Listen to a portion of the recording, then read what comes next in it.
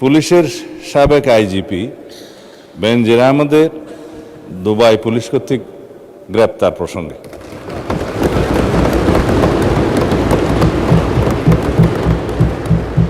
এ বিষয়ে আমি মহান জাতীয় সংসদকে অবহিত করছি যে বর্তমান সরকার দায়িত্ব গ্রহণের পর দুর্নীতি মামলায় অভিযুক্ত পুলিশের সাবেক আইজিপি বেনজির আহমেদকে গ্রেফতারের জন্য ইন্টারপোলের সাথে নিবিড়ভাবে কাজ করার জন্য নিয়োজিত পুলিশ হেডকোয়ার্টার্সের National central bureau NCB Dhaka কর্তৃক ইন্টারপোলে আবেদন করা হয়। তৎপ্রেক্ষিতে গত 11 এপ্রিল 2025 এটা 2025-এ পাঠানো হয়েছিল, আমরা এটা মনিটর করেছি। ইন্টারপোল 2025/12239 নম্বর ফাইল ও 5174/4 2025 কন্ট্রোল নম্বরের মাধ্যমে বেনজির আহমেদের প্রতি রেড নোটিশ জারি করে। উক্ত রেড নোটিশের মাধ্যমে ইন্টারপোল কর্তৃক সংযুক্ত আরব আমিরাতের স্বরাষ্ট্র মন্ত্রণালয়কে অনুরোধ করা হয় গ্রেফতারের জন্য।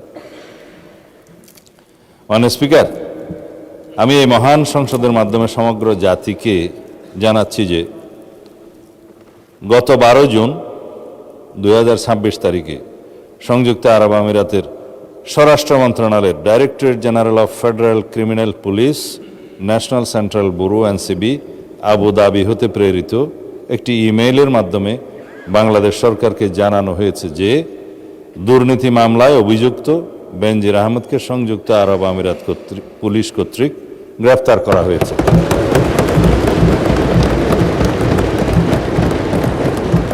এবং তিনি বর্তমানে সেখানে আটক আছেন। মাননীয় স্পিকার, আমি এই মহান সংসদকে আরও অবহিত করছি যে এনসিবি আবুধাবি জানিয়েছে যে ইউএই ফেডারেল ল নম্বর 39/2006 অনুযায়ী গ্রেপ্তারের তারিখ হতে 30 দিনের মধ্যে কূটনৈতিক চ্যানেলের মাধ্যমে আনুষ্ঠানিক এক্সট্রাডিশন রিকোয়েস্ট প্রেরণ করতে হবে।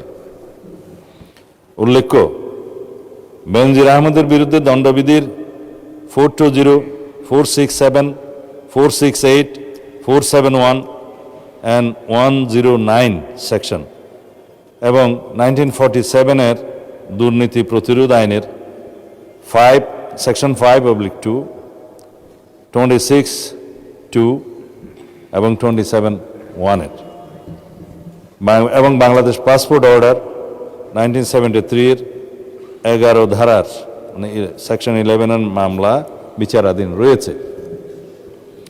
উক্ত বিষয়ে এনসিবি ঢাকা ইন্টারপোল চ্যানেলের মাধ্যমে রেড নোটিশ প্রকাশ, আন্তর্জাতিক সমন্বয়, বিদেশি কর্তৃপক্ষের সাথে যোগাযোগ এবং গ্রেফতার পরবর্তী ফলো আপ কার্যক্রম সম্পন্ন করেছে। দুদক কর্তৃক প্রত্যার্পণের জন্য প্রয়োজনীয় মামলা, গ্রেফতারি পরোয়ানা ও তদন্ত সংক্রান্ত দলিলাদি প্রস্তুত, স্বরাষ্ট্র মন্ত্রণালয় কর্তৃক এক্সট্রাডিশন প্রপোজাল প্রস্তুত ও অনুমোদন এবং পররাষ্ট্র মন্ত্রণালয়ের মাধ্যমে ইউএই কর্তৃপক্ষের নিকট কূটনৈতিক চ্যানেলে আনুষ্ঠানিক এক্সট্রাডিশন রিকোয়েস্ট প্রেরণ করে এনসিবি আবুধাবির সাথে সমন্বয়পূর্বক অতি দ্রুতই তাকে বাংলাদেশে নিয়ে আসা হবে। এটি বাংলাদেশ পুলিশের একটি ঐতিহাসিক সাফল্য। এর মাধ্যমে আমরা বিচারহীনতার সংস্কৃতি থেকে বের হয়ে আসতে সক্ষম হব ইনশাআল্লাহ। পাশাপাশি এর মাধ্যমে আমরা জাতিকে আশ্বস্ত করতে চাই যে অপরাধী যত শক্তিশালী হোক না কেন, আইনের ঊর্ধ্বে কেউ নয়। এটি দেশে আইনের শাসন প্রতিষ্ঠা এবং বাংলাদেশের ইতিহাসে মাইল ফলক হয়ে থাকবে। মাননীয় স্পিকার, আপনাকে ধন্যবাদ। মাননীয় স্পিকার, 300 বিধিতে একটা বিষয়ে একটি বিবৃতি দেয়া যায়। যেহেতু আপনি সুযোগ দিয়েছেন, আমি আরেকটা বিষয়ে কি বলতে পারবো?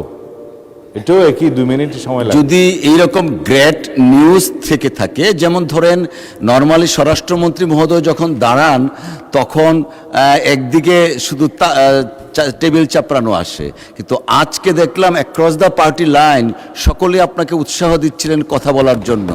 So we are really pleased, it's a great news for the Bangladesh যে বিবৃতিটা দিলেন। এখন যদি আরেকটা এরকম গ্রেট নিউজ থাকে, of course you are allowed to, subject to your consideration, যে গ্রেট নিউজ কিনা। এই বিষয়টা বোধহয় এইদিকেই তালি হবে, ওইদিকে তালি হবে, এই নিশ্চয়তা দিতে পারতেছি না। না, এইদিকে যদি তালি না পড়ে তাহলে তালির মানে তালি দিলে ভালো হবে। আমরা আইনের শাসন প্রতিষ্ঠা করছি, আমি বলতে দিলে বলি কি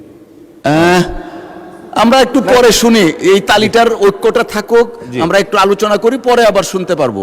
সুবিধিতে আমরা এটা শোনার জন্য বোধহয় সবাই অপেক্ষা করছে।